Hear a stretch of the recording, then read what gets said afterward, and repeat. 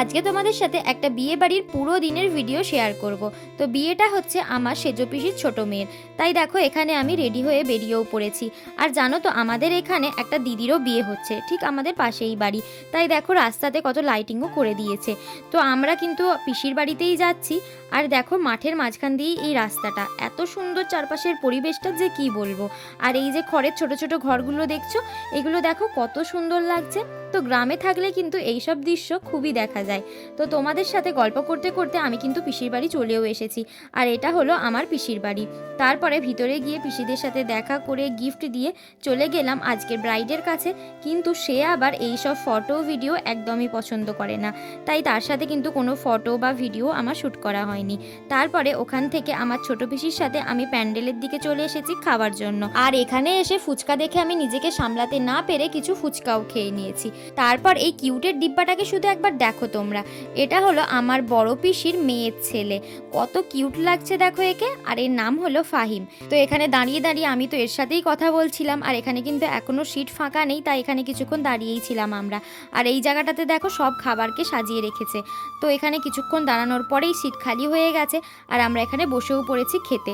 আর এই যে বাচ্চা মেয়েটা দেখছো, এটা আমার দাদার মেয়ে, আর এর নাম হলো আনিশা। চলো এবার তোমাদের সাথে শেয়ার করে দিই সেদিনের খাওয়ার মেনুতে কি কি ছিল। তো প্রথমেই দিয়ে দিয়েছে ঠান্ডা ঠান্ডা স্প্রাইট, তারপরে দিল চিকেন পকোড়া, আর সাথে ছিল কাসুন্দি। এরপরে চলে এসেছে সালাড, নানপুরি আর ফুলকপির রোস্ট। আর এই ফুলকপির রোস্টটা খেতে কিন্তু খুবই টেস্টি ছিল। তারপরে চলে এসেছে আমাদের সকলের পছন্দের বিরিয়ানি। আর বিরিয়ানিটা এত টেস্টি হয়েছিল, এখনও কিন্তু আমার জিভে জল চলে আসছে। মাংস আলু এত সুন্দর সিদ্ধ হয়েছে যে বিরিয়ানির টেস্টটা আরও বেশি বাড়িয়ে দিয়েছিল। তো বিরিয়ানির পর চলে এসেছে চাটনি আর পাঁপড়, তারপরে দিয়েছিল রসগোল্লা, যেটার ক্লিপটা আমার নেওয়া হয়নি। আর এখানে শুধু ফাহিমের খাওয়াটা তোমরা দেখো, ও একটু একটু করে নিয়ে নিয়ে খাচ্ছে। আর ওর মা যদি খাইয়ে দেয় ও কিন্তু খাবে না, ও নিজেই খাবে। তো এইসবই দেখছিলাম। আর তারপরে লাস্টলি আমাদের দিয়ে দিল আইসক্রিম। তো আইসক্রিম খেয়েই আমরা আজকের মতো খাওয়া দাওয়া শেষ করলাম। তারপরে পিসির বাড়িতে গিয়ে একটু রেস্ট করলাম। তারপরে চলে এলো রেজিস্ট্রির ওখান থেকে কিছু লোক। তো আজকে আমার যে বোন আছে তার রেজিস্ট্রি হবে। ওর বিয়ে কিন্তু আগেই হয়ে গেছে, আমাদের মুসলিম ধর্মে যেভাবে বিয়ে পড়ানো হয়, তোর বিয়ে তো আগেই হয়ে গেছে। আজকে শুধুমাত্র রেজিস্ট্রিটা হয়ে বিয়েটা পুরোপুরিভাবে কমপ্লিট হলো। তো দেখো বউ এখানে রেজিস্ট্রি পেপারে সাইনও করে দিয়েছে। তারপরে বউকে সবাই মিলে রেডি করিয়ে দিল, কারণ এবার হচ্ছে বউয়ের শ্বশুরবাড়ি যাওয়ার পালা। তাই সবাই এখানে বেশ কান্নাকাটিও করছিল। তারপরে বাড়িতে এসেছিল আমাদের জিজু, আমার জামাইবাবু মানে আমার পিসে মশাই। জিজুকে প্রথমে এক গ্লাস দুধ খেতে দিল, তারপরে একটা ঘড়িও পরিয়ে দিল। তারপরে এখানে দেখো জামাইবাবু জিজুর হাত ধরে তার মেয়েকে ভালো রাখার কথাই বলছিল। তো এখানে বিয়ের সমস্ত কাজ শেষ হলো। এবার হলো বিদায়ের সময়, যেটা একটা মেয়ের জীবনের সবচেয়ে কষ্টের মুহূর্ত। কিন্তু কিছু তো করার নেই, প্রত্যেকটা মেয়ের লাইফে এই সিচুয়েশনটা আসবেই। আর জানো তো বিয়েটা কিন্তু অনেক দূরেই হয়েছে, তাই দিনের আলো থাকতে থাকতেই কিন্তু বউকে নিয়ে চলে যাচ্ছিল। তো বউ চলে যাবার পরেই আমি একটু পিসির ছাদে ঘুরতে এসেছি। আর ছাদ থেকে দেখো বাড়ির আশেপাশটা ঠিক এরকম টাইপেরই দেখতে লাগছিল।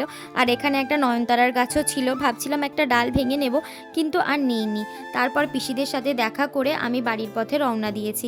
কিন্তু বাড়ি না গিয়ে আবারও চলে এসেছি, সেই যে বলেছিলাম না আমাদের পাশের বাড়ির একটা দিদির বিয়ে হচ্ছে, তো সেখানেই চলে এসেছি। আর এখানেও কিন্তু দিদির বিদায়ের সময় হয়ে গেছে, তাই দিদিকে এখানে সবাই মিলে রেডি করছে। আর এই যে জায়গাটা দেখছো, এখানে কিন্তু বউ বসেছিল। আর ব্যাকগ্রাউন্ডটা এত সুন্দর সাজিয়েছে, আমার তো খুবই পছন্দ হয়েছে। তো আমি এখানে কিছু ফটোও তুলে নিয়েছি। এরপর আবারও সেই মুহূর্ত চলে এসেছে, যেটা একটা মেয়ের জন্য খুবই কষ্টের। তো দিদিকে দিদির বাবা গাড়ি পর্যন্ত নিয়ে যাচ্ছিল। আর এখানে কিন্তু সবাই কান্নাকাটি করছিল, যেটাই স্বাভাবিক।